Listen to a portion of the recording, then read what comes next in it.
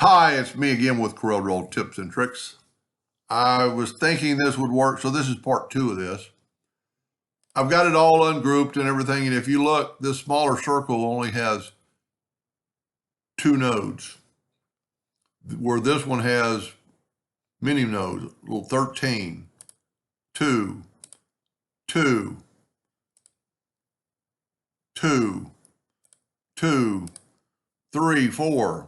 So if we want to get rid of all the ones with just 2 nodes, this is pretty cool. I'm going to go to Edit and Find and Replace. Not that. Go to Edit and Find and Replace. And then go to Edit Query. And then go to Curves. But so I've got it selected, but I'm going to double click on the text. And I want number of nodes exactly 2. I'm going to say OK. I'm going to say Find All. And then I'm going to hit Delete and watch the screen. All the little nodes went away. Did all of them go away? This one right here looks like it. Well, see, it's got 3 nodes. 3 nodes or more. So that in itself is a little bit of a problem because you could delete that node while you're doing this. But I would do that after I've deleted some of them. And you've deleted a lot of the node. Let's go a little further now and see if it works. Edit Query. Double click on the text part of that. And let's go exactly 3 nodes. This might be too many. Find All. Delete. Look at that.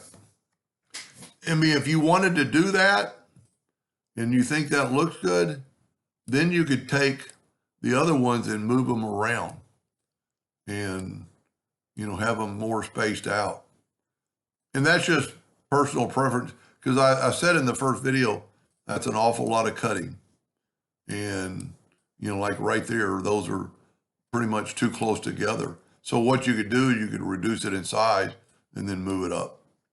Take that one, reduce it in size, move it over.